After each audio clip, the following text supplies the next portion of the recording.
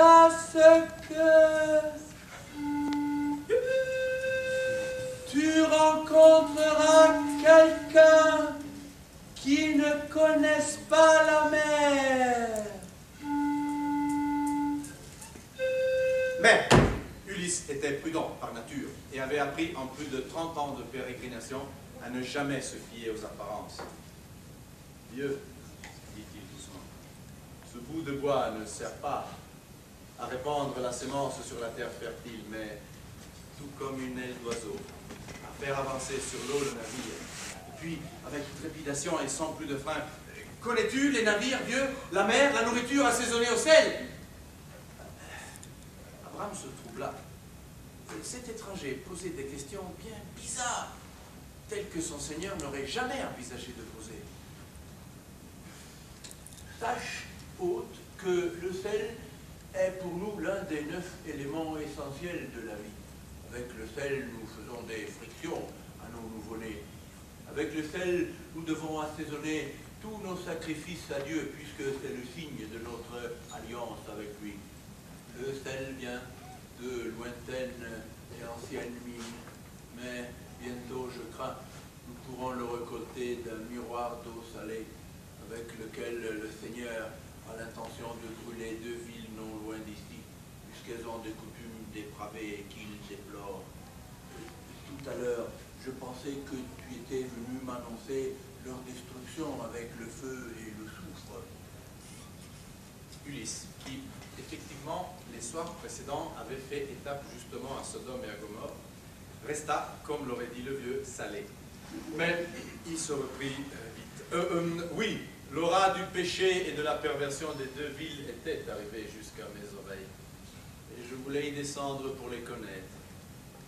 Je pensais, je pourrais les détruire fer et feu, comme j'ai fait avec la ville de Troie. Vieux, tu connais les navires aux joues empourprés.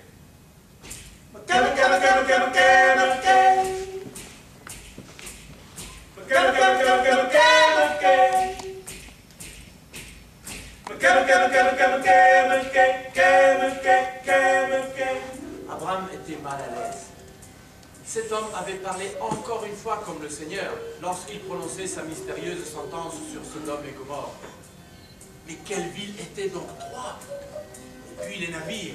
Oui, l'histoire ancienne qui lui était transmise racontait d'un lointain ancêtre qui avait construit une arche pour sauver soi-même, sa famille et un couple de tout animal existant du déluge que le Seigneur aurait envoyé sur terre pour la submerger avec ses habitants méchants, mais il ne savait pas s'il s'agissait exactement d'un navire tel que l'entendait l'étranger. Certes, ça n'avait pas les joues empourprées, quoi que cela signifie. Il le lui expliqua et ajouta lorsque, dans mon constant pèlerinage, je suis arrivé jusqu'en Égypte, j'ai vu des embarcations qui coulaient le long du grand fleuve. Peut-être les aurais pu appeler navires étrangers. Ulysse se sentait frustré. Toutes ces questions recevaient une réponse ambiguë. Aucun signe n'était clair. Et ce vieux bonhomme avait pris sa rame pour une pelle à blé, peut-être seulement parce qu'il était confondu comme au départ. Il décida de faire un dernier essai. Il formula sa question d'une manière très précise, de façon aussi à savoir quelque chose sur la mystérieuse divinité du berger. Vieux, toi, as-tu jamais connu la mer? Moi, j'ai été obligé de la parcourir pendant des années, grâce aux fureurs du dieu qui la gouverne, Poséidon. Il s'agit d'énormes étendues d'eau bleue et salée, qui savent te sourire comme une multitude de femmes voilées, mais qui peuvent être aussi obscures et menaçantes. Les vagues se soulèvent et s'abaissent, poussées par le souffle puissant du vent, et quand elles sont déchaînées, il n'y a pas de navire qui tienne. Voilà les fureurs de Poséidon, qui vint après Chaos, qui fut le premier. Celui-ci engendra la terre, qui à son tour engendra le ciel étoilé, afin qu'il l'enveloppât tout autour et fût pour toujours une sûre demeure pour les dieux. Et puis, donna à la lumière, gonflée, furieuse, inféconde. Et enfin, en s'accouplant avec le ciel, la terre engendra l'océan avec ses gouffres profonds. Voilà, Dieu, ce que c'est que la mer, les gens. Abraham s'étonnait en entendant parler ainsi son ami. Il disait beaucoup de mensonges qui ressemblaient à la vérité. Il parlait d'un océan qui pouvait ressembler à l'abîme. Il croyait en trop de Dieu. Il chercha les mots pour s'expliquer poliment, mais très bientôt il s'emporta. Étranger, notre histoire nous raconte que quand Dieu créa le ciel et la terre, il y avait ténèbres sur l'abîme que tu appelles océan.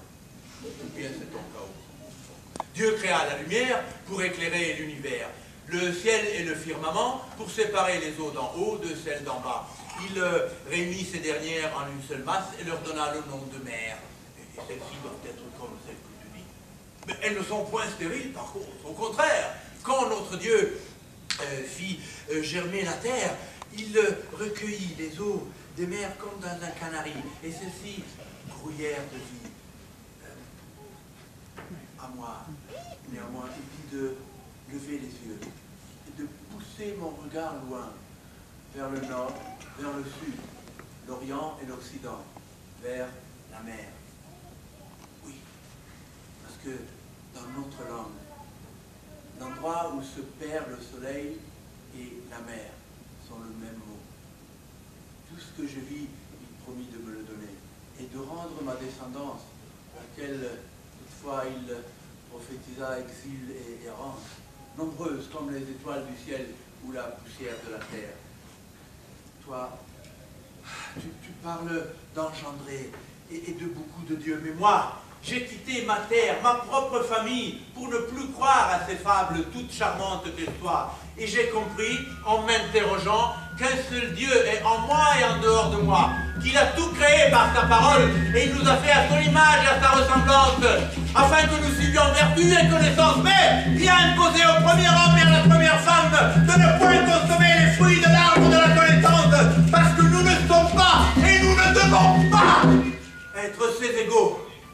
Et justement, pour avoir désobéi, nous avons été condamnés à la mortalité.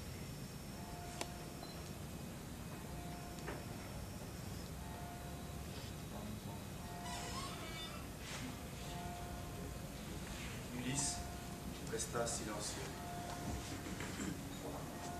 La voix du vieux avait grondé comme le tonnerre de Zeus. Et puis, elle s'était éteinte dans un souffle de vent léger, comme les paroles des ombres de l'au-delà. Ce discours l'avait attiré et frappé, mais il n'en comprenait pas la logique. Il y avait des contradictions qui lui paraissaient évidentes. Pourquoi ce Dieu bizarre crée des êtres humains capables de réfléchir et connaître, et puis il les condamnait à mort parce qu'ils avaient voulu connaître? Ça n'avait pas de sens. Il n'avait pas tenté de conquérir l'Olympe, pour son Olympe à lui, ni voler le secret du Furien, rien du tout. Et la mortalité est une condition naturelle pour l'homme, ce n'est pas une punition. Lui qui avait refusé le don de l'éternelle jeunesse offert par la déesse Calypso, le savait bien. Non, Ulysse n'allait pas reconnaître ce Dieu, fût-il plus puissant que Poséidon. Il se demanda pourquoi s'était-il arrêté à Mamré, dans un campement de nomades. Qui nomade? Il n'avait pas reçu une seule réponse claire à ces questions. Et cela voulait dire qu'il n'aurait pas pu rentrer chez lui pour jouir de sa vieillesse entouré des descendants qu'il souhaitait tellement. Et alors mieux vaut courir les eaux, comme le vent du vin du pasteur, et que la mort lui vienne donc de la mer. Voilà. Le vieux vient de m'indiquer la direction vers l'Occident, vers la mer, justement.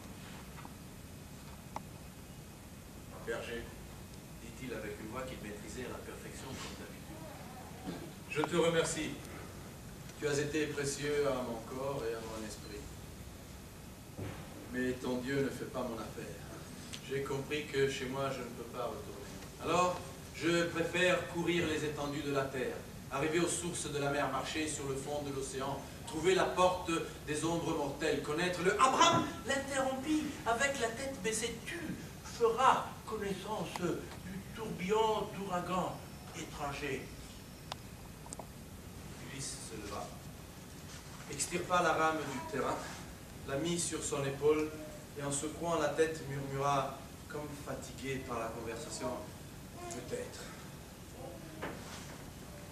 Lorsqu'il s'acheminait, il se rendit compte qu'il n'avait pas demandé au vieux berger son nom, ni celui de son Dieu. Ça ne fait rien. Ce n'était qu'un errant comme moi, et son Dieu doit être l'un des nombreux. Abraham en suivit les pas jusqu'aux lisières du campement. Il pensait, le Seigneur, celui-ci, oui, plutôt oui. Dommage. Il avait l'air d'être un autre errant, comme moi. Tout à coup, Abraham aussi se rappela qu'il n'avait pas demandé le nom à son invité, mais il était trop tard. La silhouette de l'étranger ne se distinguait plus parmi les autres ombres du crépuscule du soir avancé. Il rentra tristement vers sa tente. Le lendemain, il allait poursuivre son chemin dans le désert du Négev, vers la montagne brûlée.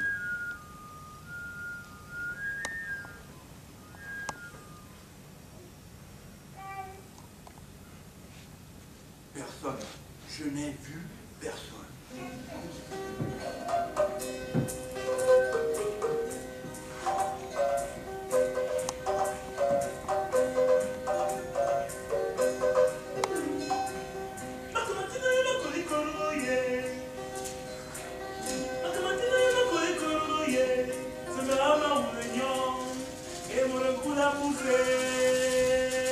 Il ne peut plus s'empêcher de reprendre la mer, mais il ne revit plus jamais son île.